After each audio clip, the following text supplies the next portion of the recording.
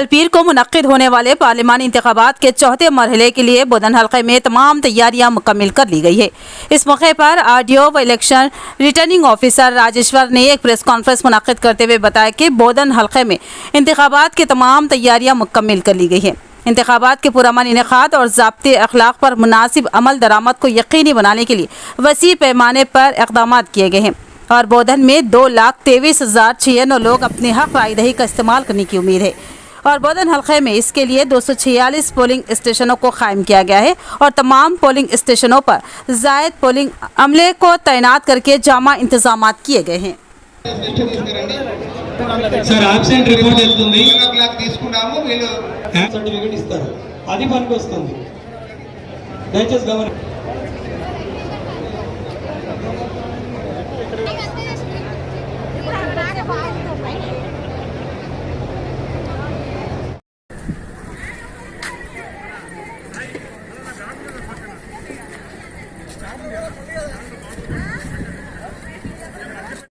దయచేసి వెళ్ళండి sir secretary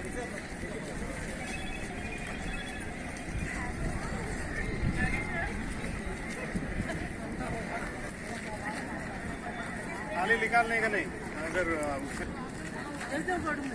मैं भेजा तू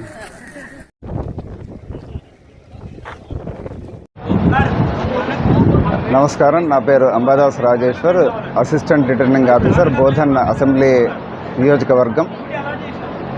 మా నియోజకవర్గ పరిధిలో 246 పోలింగ్ కేంద్రాలు ఉన్నాయి.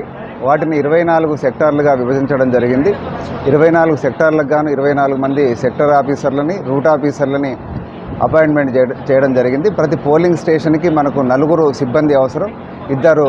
ఒక పీఓ, ఒక ఏపీఓ, 2 ఓపీఓలు అవసరం. ఆ లెక్కన మనకి 492 మంది పీఓ, ఏపీఓలు, తర్వాత 492 మంది అదర్ పోలింగ్ ఆఫీసర్స్, రిజర్వ్తో కలిపి దాదాపు 1200 మంది ఎలక్షన్ సిబ్బందిని మనకు అలాట్ చేయడం జరిగింది.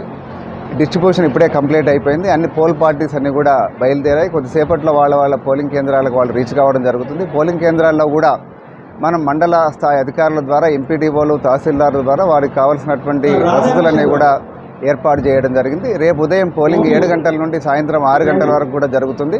కాబట్టి ఓటర్లందరూ కూడా స్వచ్ఛందంగా, నిర్భయంగా తమ ఓటు హక్కును వినియోగించుకోవాల్సిందిగా కోరుతున్నాం.